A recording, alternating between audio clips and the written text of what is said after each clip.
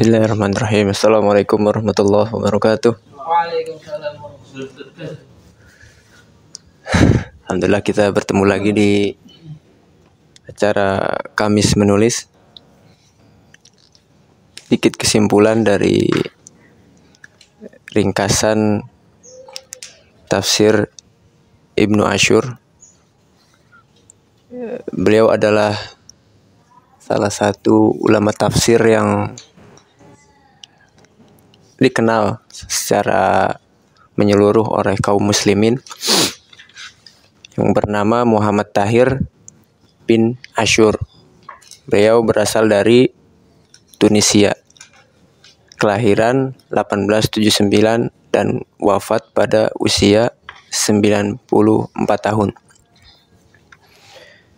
Beliau sempat terkenal, ada suatu kejadian yang membuat beliau dikenal oleh massa, adalah ketika waktu itu Presiden Tunisia yang bernama Habib Bourguiba namanya.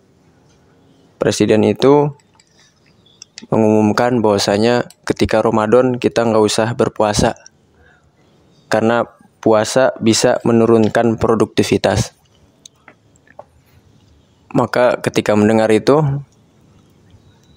Syekh Ibnu Asyur ini langsung menjawab dan memberikan tanggapan tegas kepada Presiden Tunisia saat itu. Beliau langsung menjawabnya melalui salah satu radio ternama di Tunisia. Beliau menjawab bahwasanya Presiden telah berdusta dan sungguh telah benar firman Allah Subhanahu wa taala, kutiba alaikumusiyam, telah diwajibkan atas kalian berpuasa. Maka tidak lama setelah beliau mengungkapkan pernyataannya, beliau pun dicopot dari jabatannya. Beliau waktu itu sempat mendapatkan jabatan sebagai Syekhul Islam waktu itu di situ. Dan untuk hari ini, alhamdulillah, kita akan sedikit mencicipi tafsir beliau dari surat Yunus ayat 58. Kul bifadlillah wa birahmatihi fabidzalika falyafrahu. Teman-teman yang dimuliakan oleh Allah Subhanahu wa taala, dari tafsir yang mulia ini beliau menjelaskan bahwasanya kebanyakan kebahagiaan di dunia ini itu didominasi oleh orang-orang musyrikin yang mereka dimudahkan oleh Allah Subhanahu wa taala dalam pencarian harta, dalam memperolehnya, itu udah identik oleh orang-orang musyrik, orang-orang non-Islam. Maka dengan turunnya ayat ini, itu adalah sebagai petunjuk bagi kaum muslimin, yang mana kaum muslimin itu tidak banyak yang dapat menguasai atau mempunyai ekonomi yang melebihi rata-rata orang-orang kafir. Sebagaimana juga hadis Nabi Muhammad SAW, beliau pernah bersabda, ad-dunya sijnul mu'min wa jannatul kafir. Dunia ini adalah penjaranya bagi orang-orang beriman dan surganya bagi orang-orang kafir. Kemudian di hadis yang lain juga beliau pernah bersabda, hufatin nar bisyahawat wa hufatil jannah bil makarih. Jadi apapun yang berbau syahwat itu identik dengan neraka, tapi itu syahwat yang tidak terbelenggu ya, maksudnya yang yang disalurkan bukan pada tempatnya. Kemudian juga apa-apa yang di dunia ini yang kita lalui, yang di sana terdapat banyak kesulitan, banyak kesukaran, maka itu biasanya identik dengan surga. Teman-teman yang dimuliakan oleh Allah Subhanahu wa taala, maka dari situ fabidzalika falyafrahu. Nah, dari situ juga sebagai di tafsir itu disebutkan sebagai bentuk makna yang terbatas. Maksudnya hanya dengan Al-Qur'an lah orang-orang yang beriman itu bisa menjadi bahagia. Makna yang terbatas dari surat Yunus ayat 58. Bahkan disebutkan di sini farah di sini adalah syiddatus surur. Jadi kalau memang betul-betul kita telah meyakini, betul-betul mengimani, karena sesungguhnya dengan dengan Al-Qur'an ini di sana terdapat keutamaan dan rahmat. Dan dengan kedua itu falyafrahu, yang mana pastilah orang-orang beriman itu pasti dijamin kebahagiaannya.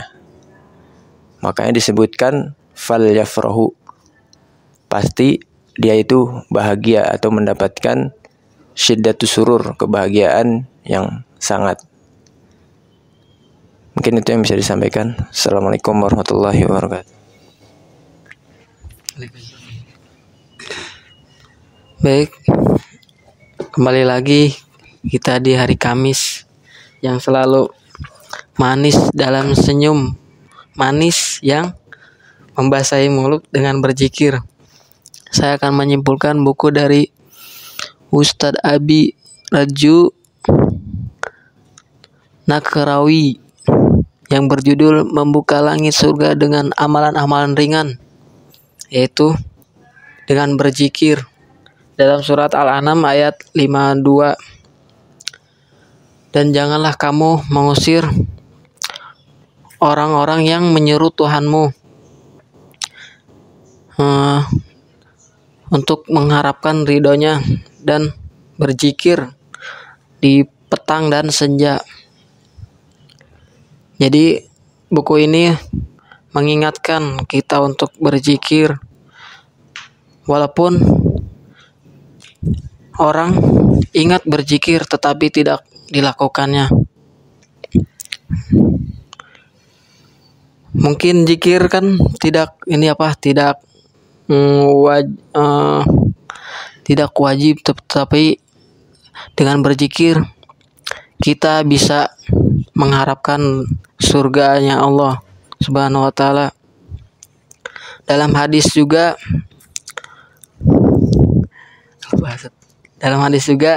ahli surga tidak akan menyesali hidupnya di dunia, melainkan dia untuk berzikir kepada Allah Subhanahu wa taala. Apalagi itu. Mungkin itu saja yang saya sampaikan, yang saya simpulkan. Kurang lebihnya mohon maaf. Lanjut.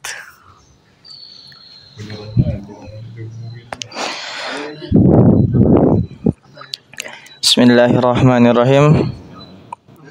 Alhamdulillahirabbil alamin wa bihi nasta'inu ala umurid dunya waddin wa ala alihi wa ashabihi ajma'in. Pada pagi hari ini saya akan menyimpulkan buku dari yang berjudul Fadilah Sedekah karangan Maulana Muhammad Zakaria Al-Kandahlawi radhiyallahu anhu. Allah berfirman di dalam Al-Quran yang berbunyi wasari'u ila maghfiratin min rabbikum wa jannatin arduhas samawati wal ard uiddat lil muttaqin alladzina yunfiquna fis sarra'i wad dharra wal kazimin al ghaiz wal 'afina 'anil nas wallahu yuhibbul muhsinin. Dalam menafsirkan ayat ini, yang dimaksud dengan wasari'u ila maghfiratin min rabbikum ialah kita bersegera kepada ampunan Allah Subhanahu wa taala dengan apa? Dengan banyak mengerjakan amal soleh. Dan luas surga itu seperti langit dan bumi. Bahkan ada yang bilang luasnya itu 7 langit dan 7 bumi. Dan ayat tadi yang saya bacakan dimaksudkan untuk orang-orang yang bersabar. Rasulullah Shallallahu Alaihi Wasallam bersabda, barang siapa yang dimintai maaf tapi tidak mau memaafkan, maka ia akan menanggung seluruh dosa penagih hutang orang yang zalim. Maka di sini Rasulullah menyebutkan bahwa sifat orang yang beriman adalah cepat marah, cepat pula reda amarahnya. Rasulullah tidak menyebutkan orang yang beriman tidak punya sifat marah, tapi yang cepat redanya atau bisa memaafkan. Maka dari itu Imam Syafi'i radhiyallahu anhu berkata, barang siapa yang dimintai maaf tapi tidak mau memaafkan, maka ia adalah maaf, perkataannya seperti begini. Revisi dulu. Imam Syafi'i berkata, barang siapa yang tidak marah dengan perkataan yang seharusnya membuat kita marah, maka ia adalah keledai. Dan barang siapa yang dimintai maaf tapi tidak mau memaafkan, maka ia adalah syaitan. Maka dari itu Allah berfirman, dan orang-orang yang memaafkan, wal kaziminal ghaiz, dan orang-orang yang memaafkan. Bukan, Allah tidak berfirman berbunyi seperti ini, dan orang-orang yang tidak mempunyai sifat amarah. Tapi Allah berfirman, dan orang-orang yang memaafkan. Jadi kita harus mempunyai sifat memaafkan. Tapi ketika kita mampu untuk membalas, kita memaafkan. Al-afu indal maqdirah. Maka Rasulullah SAW bersabda, Allahumma sholli wa sallim wa barik alaihi, laisa syadidu bisur'ah, innamas syadidu yamliku nafsahu indal ghadab. Orang yang kuat itu bukan orang yang pandai bergulat, tapi orang yang kuat adalah orang yang bisa menahan amarahnya ketika emosi atau marah. Dalam sebuah cerita disebutkan bahwa ada seorang hamba sahaya dari milik Ali bin Imam Husain radhiyallahu anhuma. Suatu ketika hamba sahaya ini membantu Ali bin Imam Husain tadi berwudu. Dia mencucurkan air wudunya dengan ceret. Tapi ketika dia mencucurkan tadi, ketika membasuh wajah, ceret tersebut jatuh dan melukai wajah Ali tadi. Maka ketika Ali mau marah, si hamba sahaya berkata, wal kaziminal ghaiz, dan orang-orang yang memaafkan. Maka Ali menjawabnya, saya maafkan kamu. Lalu si budak tadi berkata lagi, wal kaziminal ghaiz wal afin anin nas. Budak tadi berkata lagi, wal afin anin nas. Yang tadi pertama wal kaziminal ghaiz. Si budak berkata wal kaziminal ghaiz. Maka Ali berkata, saya menahan amarah saya.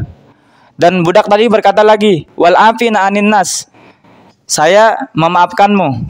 Artinya wal afin anin nas adalah dan orang-orang yang memaafkan.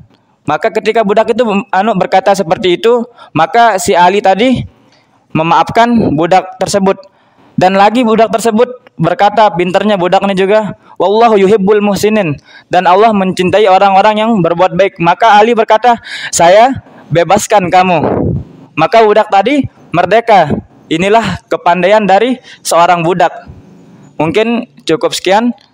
Wassalamualaikum warahmatullahi wabarakatuh.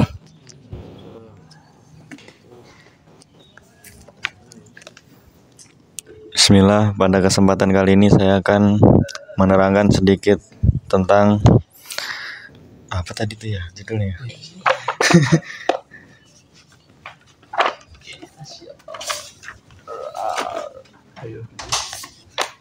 Nilai diri adalah keimanan dan akhlak. Buku La Tahzan, karangan dari Dr. Aid Al-Qarni. Nilai dari akidah, keimanan, dan akhlak. Jadi dikisahkan ada seorang fakir miskin mengenakan kain usang, pakaian lusuh, perut kosong, kaki tak beralas, berasal dari garis keturunan tidak terhormat, tidak punya kedudukan, tidak punya harta dan keluarga besar, tidak punya rumah untuk berteduh, tidak punya perabotan yang berharga, minum hanya menggunakan air umum yang diraih dengan kedua tangannya, tidur di masjid yang hanya berbantalkan tangan dan berkasur pasir yang bercampur kerikil. Tapi dengan keterbatasan seperti itu, dengan keadaan seperti itu, tidak menggugurkan dia dari semangat untuk berzikir kepada Allah, membaca kitab-kitabnya, dan beliau selalu berada di saf terdepan dan di garis terdepan ketika jihad. Ketika ia sedang berjalan di dekat Rasulullah SAW, lalu Rasulullah SAW memanggil beliau dengan nada nyaring, "Ya Julaibib, tidakkah kau menikah?" Lalu si Julaibib menjawabnya, "Ya Rasulullah, apakah ada yang mau menikah denganku yang tidak punya kedudukan atau jabatan ini?" Akhirnya Rasulullah bertanya, kemudian dijawab lagi kayak gitu, bertanya lagi, dijawab lagi begitu. Lalu Rasulullah SAW bersabda atau berkata, "Ya Julaibib, pergilah engkau ke rumah sahabat saya." Sahabat yang dimaksud ini dari kaum Ansor. "Bilanglah kepadanya, saya," apa ya bahasanya? Saya memerintahkan dia untuk menikahkan putrinya dengan engkau, wahai Julaibib." Lalu si Julaibib berangkat menemui rumah sahabat Rasulullah itu dari kaum Ansor. Lalu menyampaikan pesan, lalu dijawab dengan orang rumah, "Semoga tercurah sejahtera kepada engkau, wahai Rasulullah SAW. Namun, bagaimana aku bisa menikahkan putriku denganmu yang tidak punya kedudukan itu?" Sampai akhirnya si putrinya ini, si Mukminah, mendengar perkataan Julaibib dan orang tuanya itu. Si putrinya Mukminah, si Mukminah berkata, "Wahai bapakku, apakah engkau menolak perintah Rasulullah SAW?"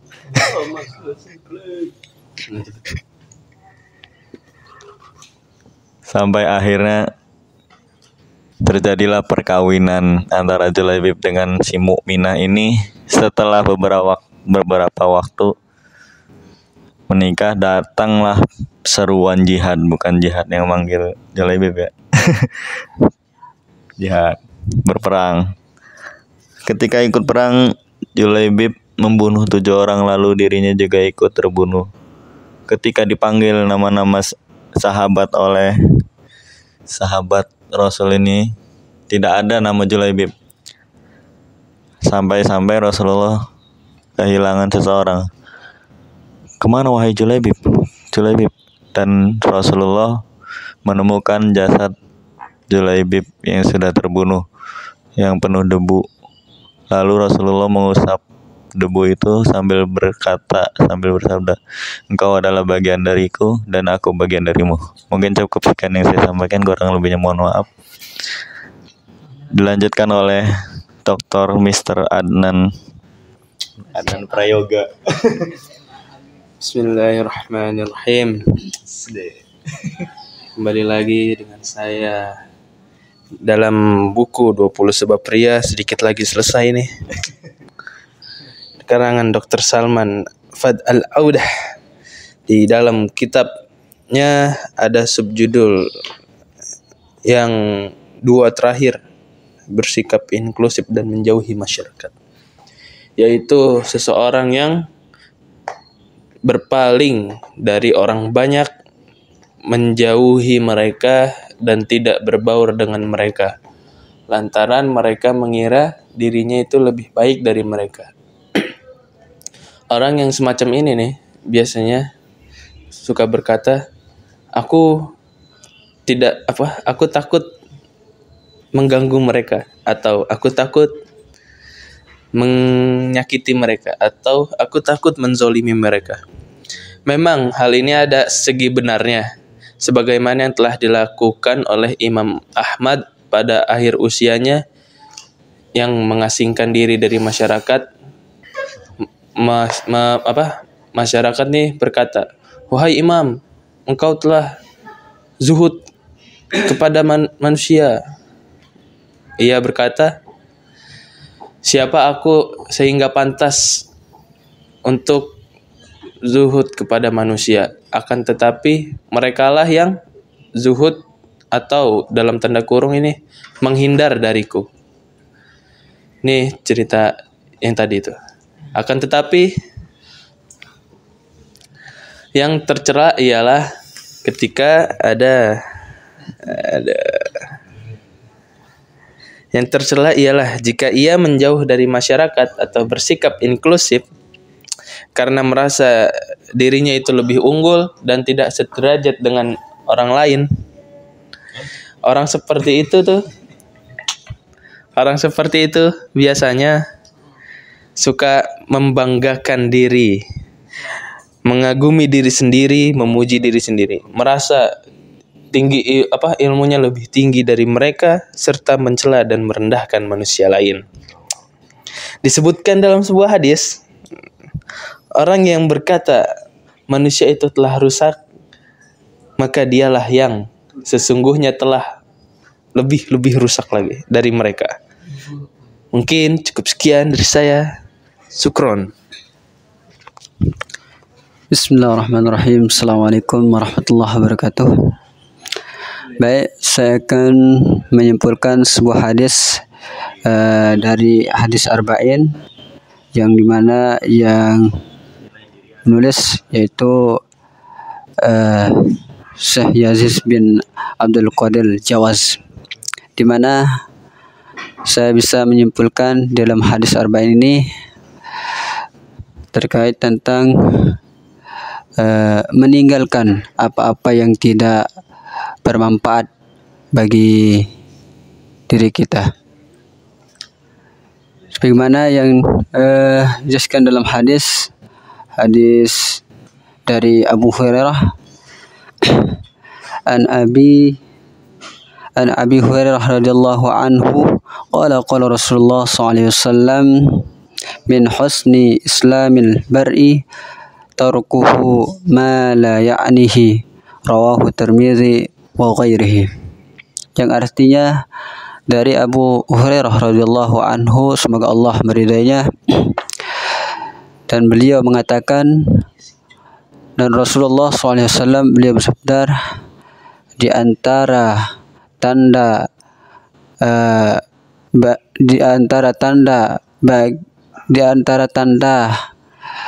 kebaikan keislaman seseorang adalah ketika ia meninggalkan dari apa-apa yang tidak bermanfaat baginya. Jadi di dalam hadis ini bahwa menjelaskan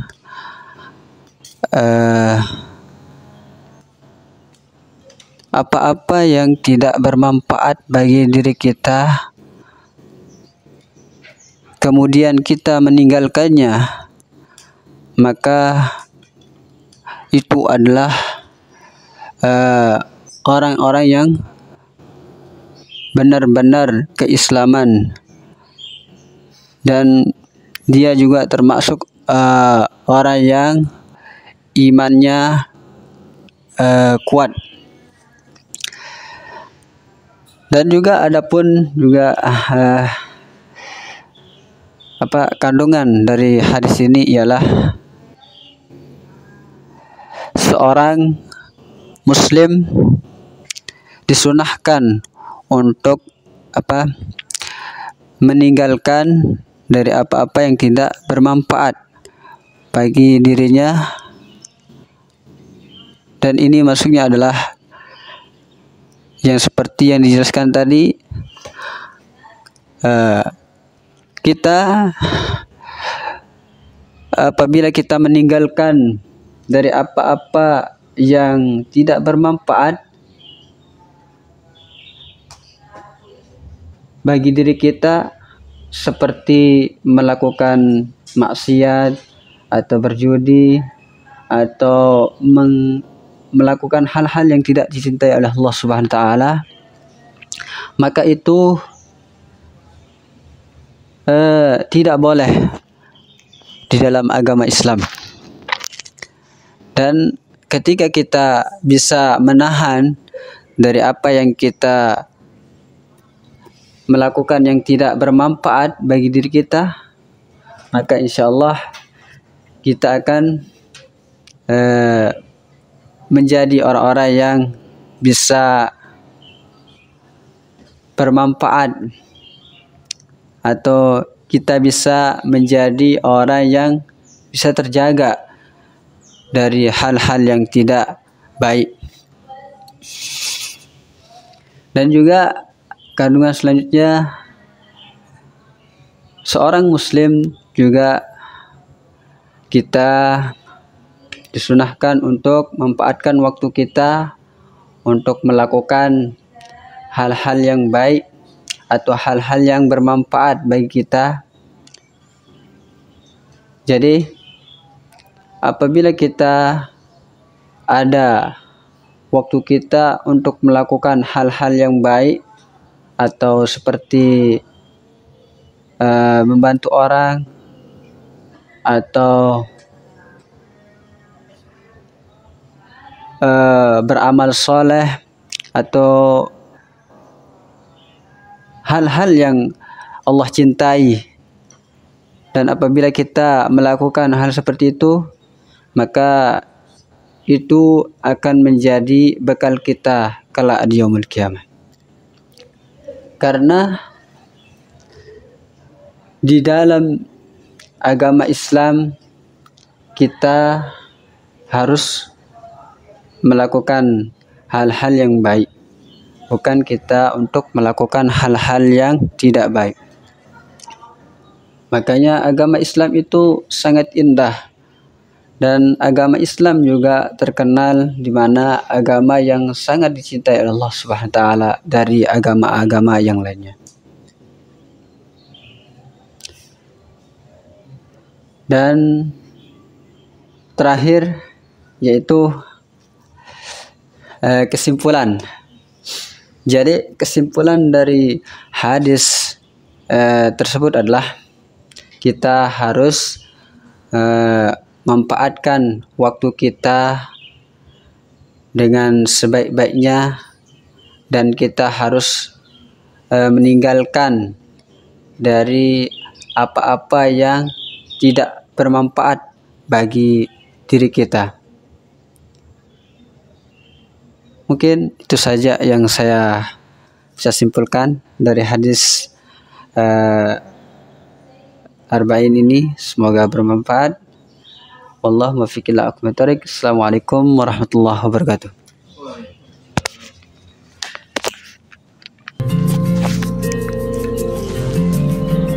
Udah.